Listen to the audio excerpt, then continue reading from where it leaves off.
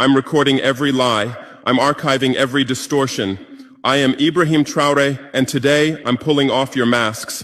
Yes, you heard correctly. I, whom you call a young military junta leader, whom you brand as a dangerous radical, whom you serve up as an anti-Western dictator, am now telling you the truth. And this time you cannot turn off your microphones. This time you cannot turn away your cameras. This time your editors cannot cut this speech, because the world you monopolize no longer exists, because millions will hear these words now, without passing through your filters, without being subjected to your distortions, without being muddied by your lies. I am 34 years old. Every day of my life, I grew up with your lies. As a child, I would watch Africa on television. Always the same images. Children with flies, dry lands, weapons, death. This is Africa, they told us. This is what Africa is.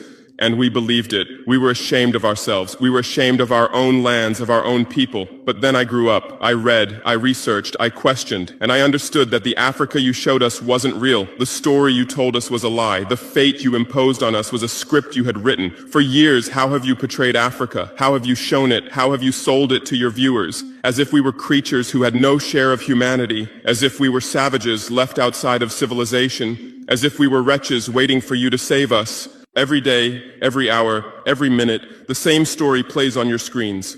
Hunger, war, disease, corruption, terror, chaos. These are the words that come to mind when Africa is mentioned.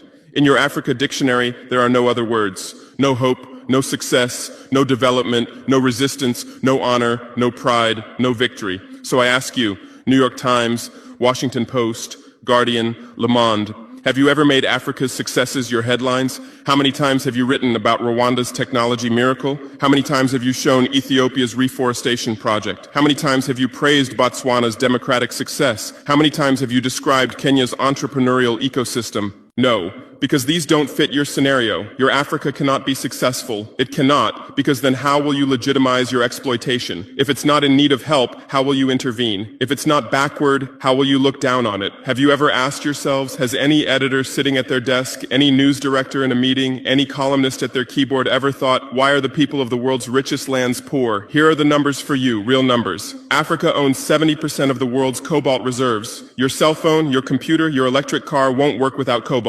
This cobalt comes from Congo, but Congolese can't afford cell phones. Africa owns 90% of the world's platinum reserves. Catalytic converters, electronic devices, medical implants, they all need platinum. This platinum comes from South Africa, but South Africans are crushed by unemployment. Africa provides 30% of the world's gold production. Mali, Burkina Faso, Ghana, Tanzania.